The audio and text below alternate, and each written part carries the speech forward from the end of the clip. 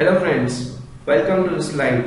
In this slide, we will be dealing with a new concept, that is the Copyright Act 1957 Part 1 under Intellectual Property Rights Business Law 2।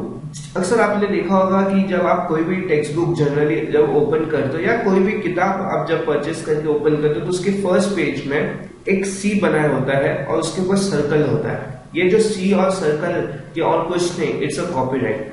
What is this copyright? ये कब दिया जाता है, ये क्यों दिया जाता है, किसको दिया जाता है, कितने इयर्स के लिए दिया जाता है, ये सारे क्वेश्चंस के आंसर आज हमें ये स्लाइड्स में मिलेंगे। So let's begin with this business law and intellectual property rights. अब कहते हैं कि कॉपीराइट मीन्स व्हाट। फर्स्ट तो क्वेश्चन है कि व्हाट इज अ कॉपीराइट, तो उसका आंसर है copyright means the exclusive right to do और authorise others to do a certain acts in relation to.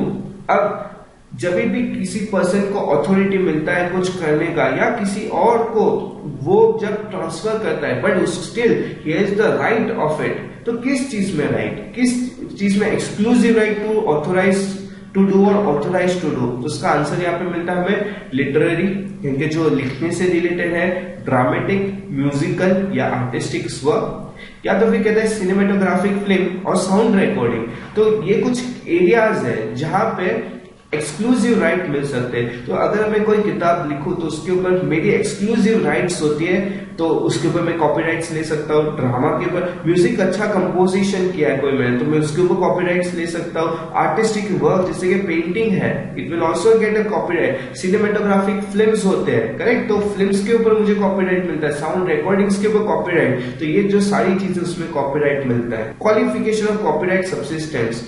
अब कोई भी कॉपीराइट मुझे अगर इंडिया में रजिस्टर करवाना है तो उसके क्या क्वालिफिकेशन है, क्या क्राइटेरिया है।